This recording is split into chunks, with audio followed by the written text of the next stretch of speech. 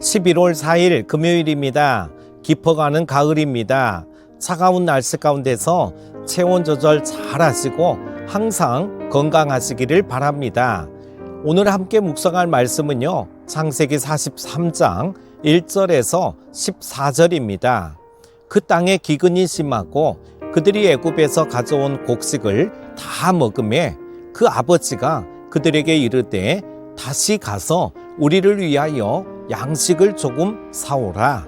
유다가 아버지에게 말하여 이르되 그 사람이 우리에게 엄히 경고하여 이르되 너희 아우가 너희와 함께 오지 아니하면 너희가 내 얼굴을 보지 못하리라 하였으니 아버지께서 우리 아우를 우리와 함께 보내시면 우리가 내려가서 아버지를 위하여 양식을 사려니와 아버지께서 만일 그를 보내지 아니하시면 우리는 내려가지 아니하리니 그 사람이 우리에게 말하기를 너희의 아우가 너희와 함께 오지 아니하면 너희가 내 얼굴을 보지 못하리라 하였음이니이다.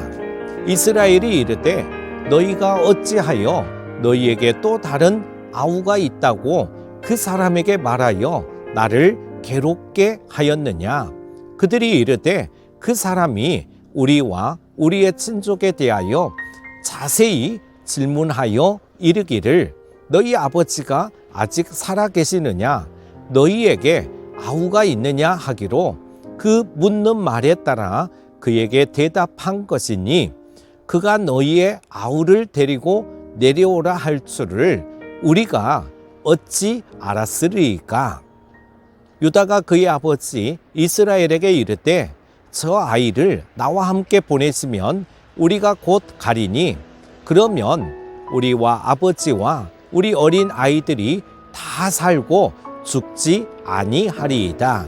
내가 그를 위하여 담보가 되오리니 아버지께서 내 손에서 그를 찾으소서. 내가 만일 그를 아버지께 데려다가 아버지 앞에 두지 아니하면 내가 영원히 죄를 지리이다. 우리가 지체하지 아니하였더라면 벌써 2번 갔다 왔으리이다. 그들이 아버지 이스라엘이 그들에게 이르되 그러할진대 이렇게 하라.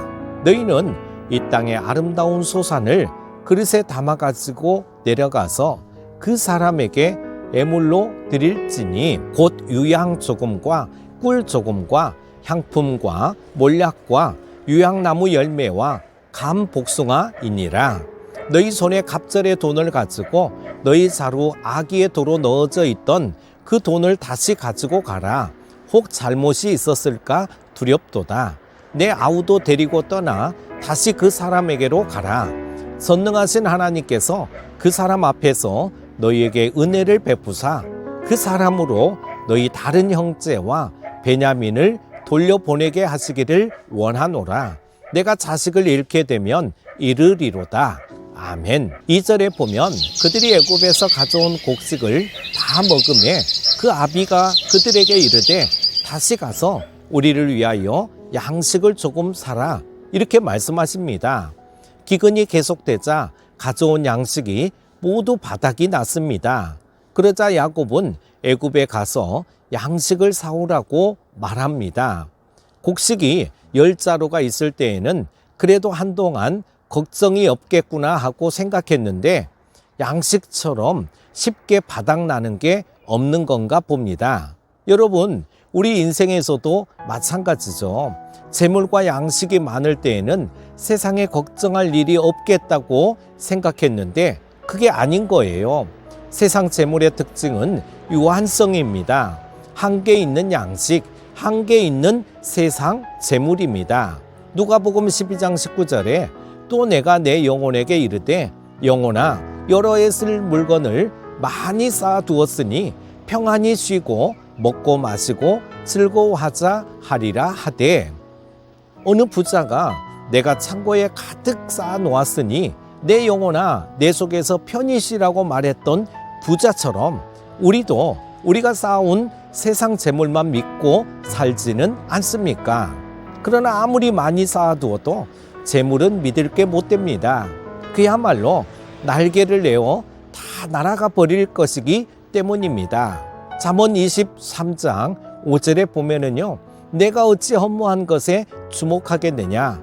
정령이 재물은 날개를 내어 하늘에 나는 독수리처럼 날아가리라 이랬습니다. 여러분이 오늘 재물을 많이 갖고 있다고 해도 믿지 마십시오. 야곱에게 많이 있던 양식이 어느덧 바닥이 난 것처럼 세상 것은 다 없어질 것이기 때문입니다. 그러자 야곱은 양식을 조금 사라고 말합니다. 이 말은 적은 양만 사라는 뜻입니다. 야곱에게 돈이 별로 남아있지 않아서 조금만 사라고 한 것이라는 말이죠. 물론 야곱은 라반의 집에서 나올 때엔 갑부였습니다. 그런데 재산의 대부분이 양, 염소, 약대 등 짐승이었습니다. 주된 수입원이 목축이었죠. 그런데 가뭄이 들었으니 들의 짐승 먹을 풀이나 제대로 있었겠습니까? 그렇다고 사람 먹을 양식도 없는데 곡식을 그 많은 짐승 먹이로 줄 수가 있었겠습니까? 보나마나 7년 가뭄 동안 짐승의 대부분이 먹지 못해 빼빼 말라가다가 상당수가 죽었을 것입니다. 이 가뭄이 야곱의 재산을 모두 앗아갔습니다. 곡식을 무한정 살 만한 돈도 없었습니다. 그래서 곡식을 조금만 사라고 말합니다. 여러분, 여기서 우리는 중요한 교훈을 발견하게 됩니다. 재산의 감소는 하나님의 계획을 이루는 과정이라고 하는 것입니다. 야곱이 재산이 많고 풍족했다면 굳이 애굽까지 이주를 하지 않았을 것입니다. 그러나 지난번에 말씀드린 대로 하나님께서는 이스라엘 백성을 애굽으로 이주시켜 거기서 살도록 하는 계획을 가지고 계셨습니다. 15장 13절에 보면은요, 여호와께서 아브라함에게 이르시되 너는 정령이 알라 내 자손이 이방에서 객이 되어 그들을 섬기겠고 그들은 400년 동안 내 자손을 괴롭게 하리니. 14절에 그 섬기는 나라를 내가 증치할지며 그 후에 내 자손이 큰 재물을 이끌고 나오리라. 그래서 야곱에게 더 이상 가나안 땅에 미련이 없도록 큰 기근을 주셨고 소유를 크게 감소시켰던 것입니다. 실제로 나중에 야곱이 바로 왕에게 가서도 하는 말이 가나안에 기근이 심해져 왔다고 말합니다. 47장 4절에 보면은요, 그들이 또 바로에게 고하되 가나안 땅에 기근이 심하여 종들의 때를 칠 곳이 없기로 종들이 이곳에 우거하러 왔사오니 청컨대 종들로 고센 땅에 거하게 하소서. 여러분, 하나님도 가끔 우리에게 그렇게 하십니다. 우리가 이 세상을 사랑하고 이 땅의 것에 집착하면 하나님은 우리가 사랑하는 세상 것을 기근으로 치셔서 우리로 하여금 이 세상에서 눈을 돌려 하늘나라를 바라보게 하시는 줄로 믿으시기 바랍니다. 그래서 땅의 것이 없어질 때 이때가 하나님을 더 많이 바라보라고 하시는 하나님의 신호인 줄로 믿으시기를 바랍니다. 오늘 하루도 그런 하루 되실 수 있기를 축복합니다. 승리하십시오. 기도합니다.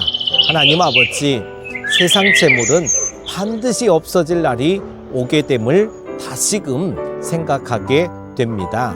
더 늦기 전에 이 진리를 깨닫고 시간이 있고 물질이 있을 때, 봉사할 수 있을 때 더욱 충성 헌신하게 하여 주시고 사랑하고 용서할 수 있게 하옵소서.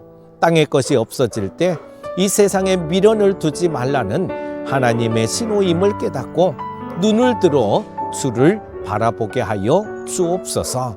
오늘도 우리가 처한 모든 상황 속에서 우리를 빚으시는 하나님의 손길을 온전히 믿게 하여 주옵소서. 이태원의 불의의 사고로 인해 온 국민이 슬픔 가운데 있습니다. 이 나라 이 민족을 속히 치유하여 주시옵소서. 오늘 하루도 승리하게 하여 주실 주님을 찬양하며 예수님의 이름으로 기도합니다. 아멘.